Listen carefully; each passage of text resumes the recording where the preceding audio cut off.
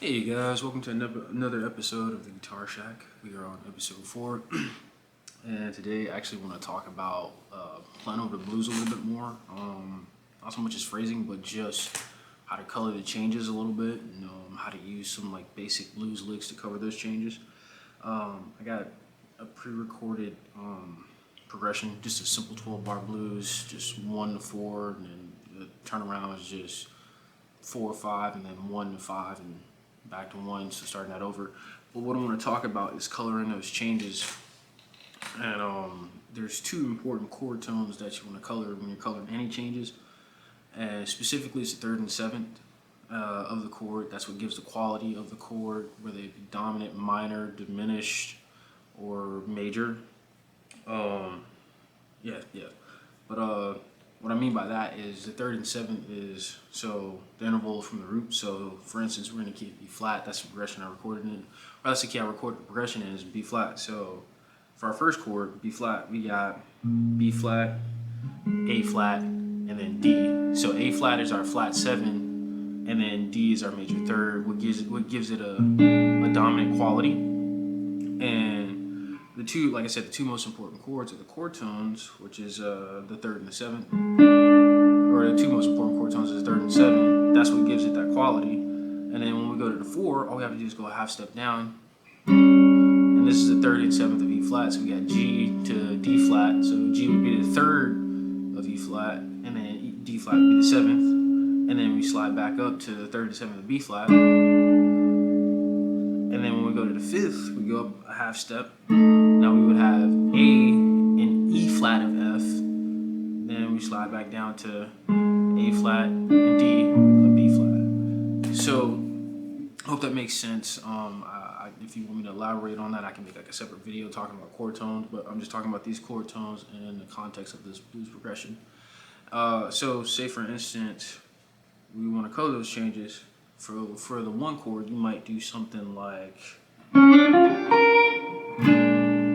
you can slide into the 3rd, and then go 5, 6, and then 1.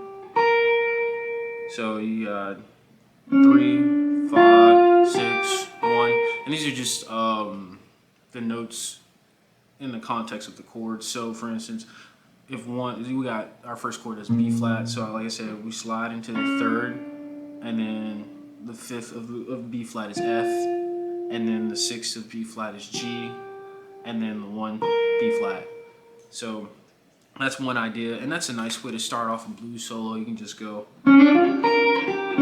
something like that, or you can do like a trill on the 3rd. But coloring those changes is important. Also, another trick you could do is bending up to the 7th over the 1. So you would go from the 6, bend to the 7th, back down to the 6, and then slide into the 3rd, and then hit the 1. So that's one way to do that. Now when we're playing with a 4 chord, that's when you can get a little bit more bluesy. You can bend into that flat 5th from the 1, or that flat 5th, something like that. Or you can, if you want to play a little jazz over it, you can play the arpeggios, or like I said, color the chord tone. So like for E flat, we got G and D flat, so you can do something like,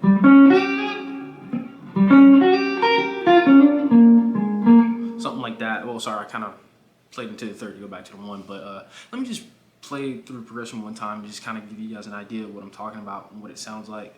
Here we go. Turn it up real quick. Here we go.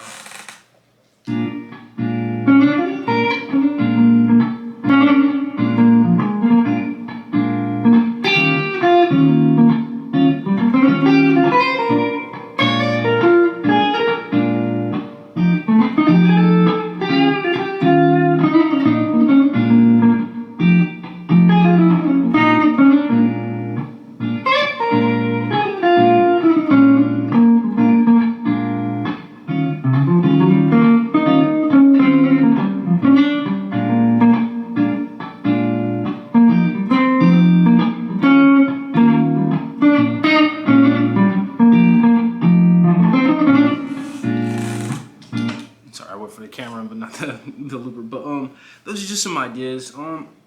And you can take certain licks that you've learned from blues solos or anything like that and apply it over that. But the main thing is like focusing on coloring those chord tones.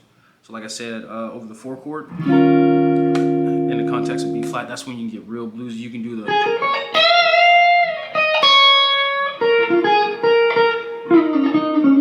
oh, I'm sorry, that's still a 1. But like I said, that's where you can get real bluesy. You can do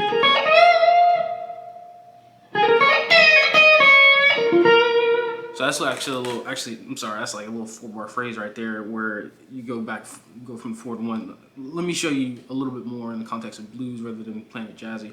And I'm actually going to show a little bit more of how to use the box from one of my other earlier videos with the phrasing. So here it goes.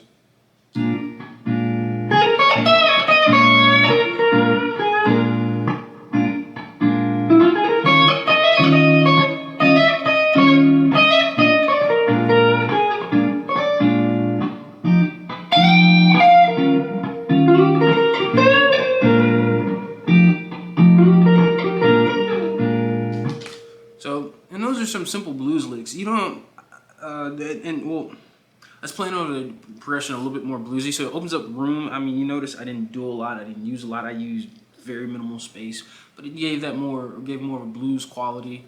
But I still colored the changes to show that I have command over it, or command over the changes, and I know where I'm going. I'm leading my band somewhere. I'm leading the listener somewhere by coloring those chord tones. And like I said, the important chord tones for any chord is the 3rd and the 7th. That gives you the quality of the chord. And being able to color that, whether you slide into the 3rd, you bend into the 3rd, or you slide into the 7th, bend into the 7th, however you choose to color those chord tones are up to you. You can play chromatically below, chromatically above. You can go below and under. I forgot the technical term for that, but you can color the chord that way. There's just some few options right there for you guys. I hope this helps in some way. If you need me to elaborate by any means, please don't hesitate to comment and let me know, or if there's questions you have, and I could try to do my best to help out. Once again, welcome to the channel. I hope you guys enjoy. I hope you guys like it. I really hope this helps anybody out there, whether it be play for fun, professionally, or in college. And yeah, once again, thank you guys. Like, comment, subscribe, and welcome to the channel. See you guys later.